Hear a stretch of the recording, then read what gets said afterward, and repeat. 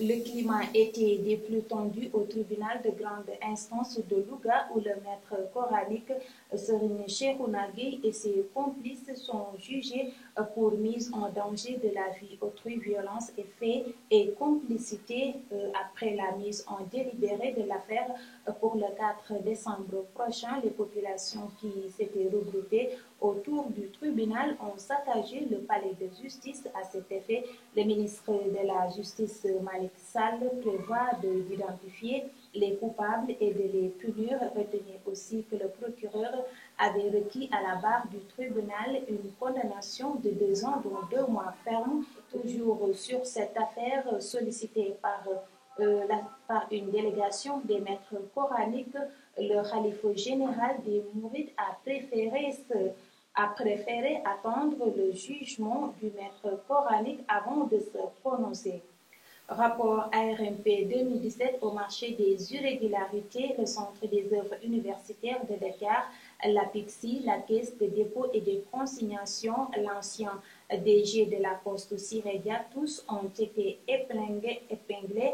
En attendant, d'autres structures aussi sont au banc des accusés. Comme annoncé la semaine dernière, la hausse du prix de l'électricité sera effective ce 1er décembre. Confirmation du DG de la Sénélec, cette nouvelle grille tarifaire remplace celle de mai 2017 et prévoit 6% sur la moyenne et la haute tension, 10% sur la basse tension en épargnant les consommateurs des clients domestiques. Pour justifier cette hausse du prix de l'électricité, la Sénélec parle un gap de 12 milliards à combler au moment où Frappe France dégage. À Arlunibok, les Gilets rouges riposte, il exige de l'État la publication de la liste des 611 000 familles qui sont concernées par cette hausse du prix de l'électricité.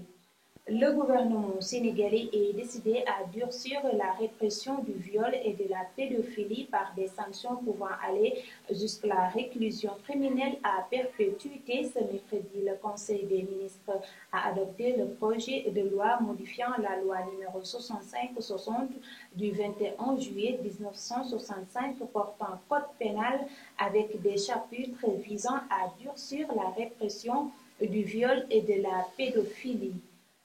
Le démarrage de la campagne arachidière a été fixé pour ce 3 décembre prochain et le kilogramme de l'arachide à 210 francs, des mesures qui semblent tardives selon le président de la Fédération des paysans du Sénégal, Ibrahima Badiane.